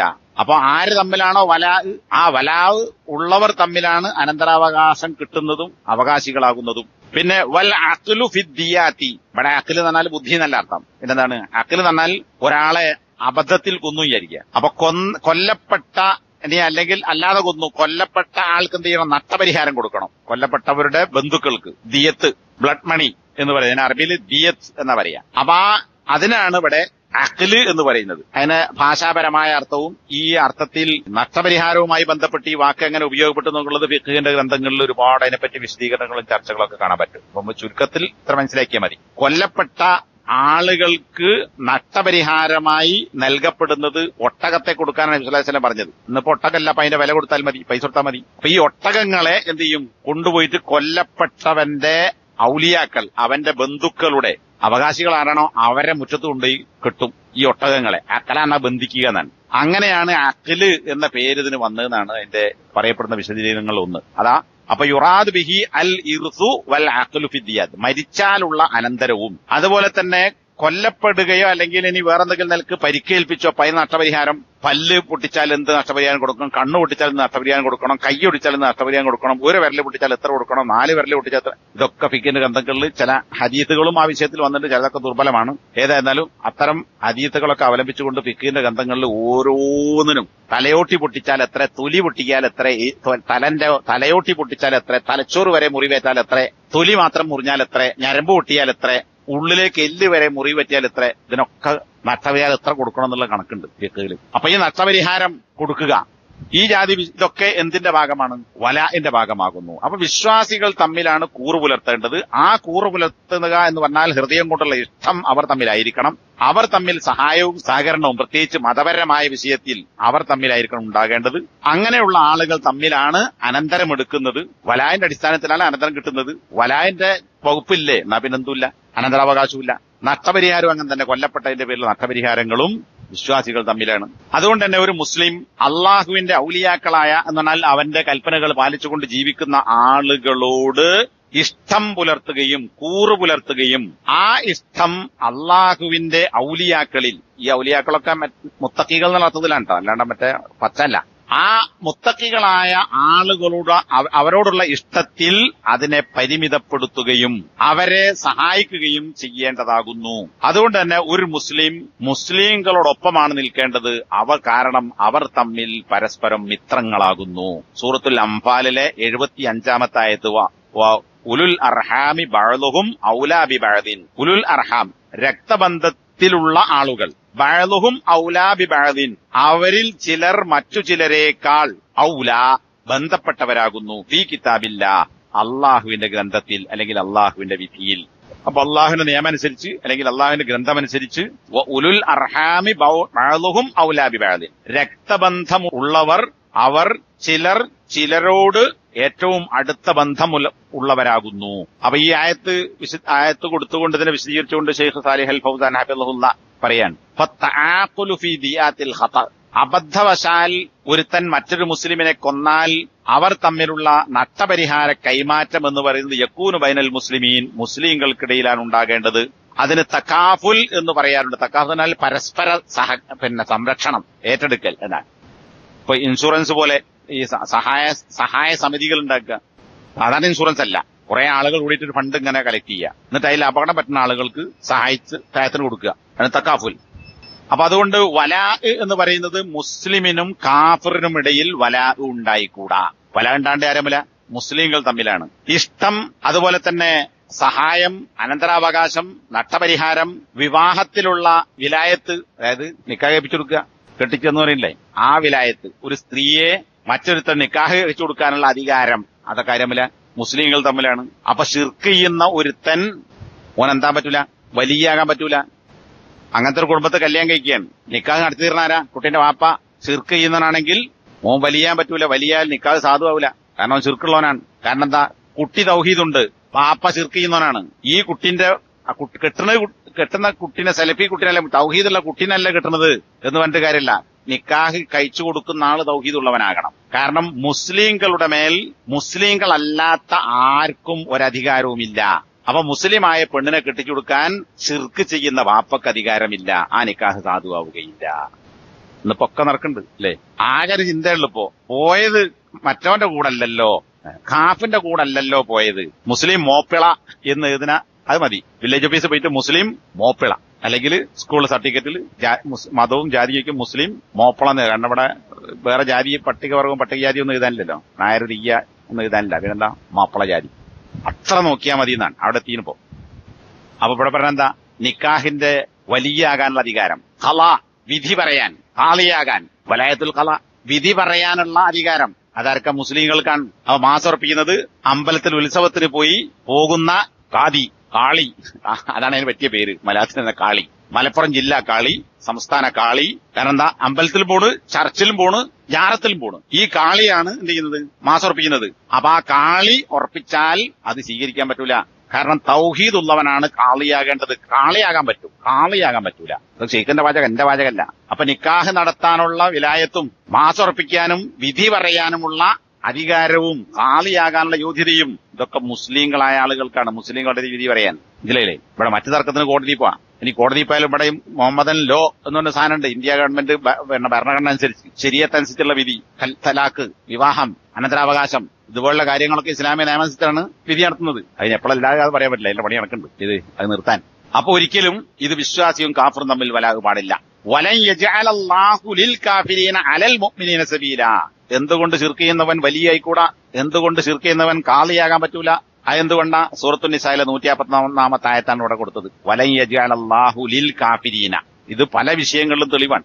കാഫിറുകൾക്ക് അള്ളാഹു നിശ്ചയിച്ചിട്ടില്ല അലൽ മുഅ്മിനീന സത്യവിശ്വാസികളുടെ മേൽ സബീലൻ ഒരു മാർഗവും. ഇവിടെ നേരത്തെ പറഞ്ഞ അഹദൻ എന്ന് പറഞ്ഞ പോലെയാണ് ഇവിടെ നിഷേധമാണ്. അങ്ങനെ അല്ല എന്ന് പറഞ്ഞ് നിഷേധിക്കുന്ന വിഷയ പറയണത്. വലൻ യജഅലല്ലാഹു ലിൽ കാഫിരീന കാഫിരികൾക്ക് അള്ളാഹു നിശ്ചയിച്ചിട്ടില്ല സബീലൻ ഒരു മാർഗം നിശ്ചയിച്ചില്ല, വേറൊന്നുണ്ട് എന്നല്ല.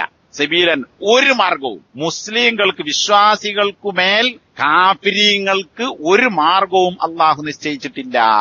അതാണ് എന്തൊരു തെളിവ്? മുസ്ലിം പെൺകുട്ടിയെ നിക്കാഹ് നടത്താൻ ശിർക്ക് ചെയ്യുന്ന കാഫിറിന് അവകാശമില്ല, വിധി പറയാൻ അവകാശമില്ല, മാസം ഉറപ്പിക്കാൻ അവകാശമില്ല. അത് തൗഹീദുള്ള നടത്തേണ്ടത്. ഈ ആയത്ത് വെച്ചിട്ട് തന്നെ ബാപ്പ മുശ്രിക്കോ കാഫറോ ആണ് വിചാരിക്കുക. അങ്ങനെയുള്ള ആളുകളോടും എന്ത് ചെയ്യണം? അവർക്ക് വേണ്ട ഭൗതികമായ സഹായങ്ങളൊക്കെ ചെയ്തു കൊടുക്കണം. ശുശ്രൂഷ, പരിപാലനം, ചികിത്സ, ഭക്ഷണം, പാർപ്പണം, വസ്ത്രം ഒക്കെ ചെയ്തു കൊടുക്കണം. അച്ഛനായാലും പേര് വാപ്പാണെങ്കിലും ശരി, ശിർക്ക് ചെയ്യുന്ന ആളാണെങ്കിലും കാഫറാണെങ്കിലും ശരി. അതിനും ഈ ആയത്ത് പണ്ഡിതമായി തെളിവ് പറഞ്ഞാണ്. വലൻ യജഅലല്ലാഹു ലിൽ കാഫിരീന അലൽ മുഅ്മിനീന സബീല. ഞാൻ പോറ്റിയിലെ എളുപ്പത്തിൽ തിന്നാൻ തന്നില്ലേ, പോറ്റിയിലെ അങ്ങോട്ടാക്കിയില്ല എങ്ങോട്ടാക്കിയില്ല, അത് തന്നില്ലേ ഇത് തന്നില്ലേ, ഇങ്ങനെ ഒരു ചോദ്യം ചോദിക്കാനുള്ള ഒരു സബീൽ കാഫറായ മുശ്രിക്കായ വാപ്പക്ക് തൗഹീദുള്ള മനുഷ്യന്റെ മേലില്ല. അത് പറയാൻ അവകാശമല്ല. തന്നിരുന്നോ? ഞാൻ തിരിച്ചു തന്നു. നിങ്ങൾ എന്നെ നോക്കിയ പോലെ ഞാൻ നിങ്ങളെ നോക്കുന്നു. നിങ്ങൾ എനിക്ക് തിന്നാന്നതുപോലെ ഞാൻ തിന്നാൻ തരുന്നു. നിങ്ങൾ എന്നെ സഹായിച്ചതുപോലെ ഞാൻ നിങ്ങളെ സഹായിക്കുന്നു. നിങ്ങൾ എന്നെ വീട്ടിൽ പാർപ്പിച്ചതുപോലെ ഞാൻ നിങ്ങൾ എന്റെ വീട്ടിൽ പാർപ്പിക്കുന്നു. അതെന്തിനാ? മുസ്ലിമിന്റെ മേൽ കാഫിറിന് ഒരു സബീലും ഒരു മാർഗവും ഇല്ല. ഈ ആയത്ത് തന്നെ വെച്ചിട്ട് ആ വിഷയത്തിലും പണ്ഡിതന്മാർ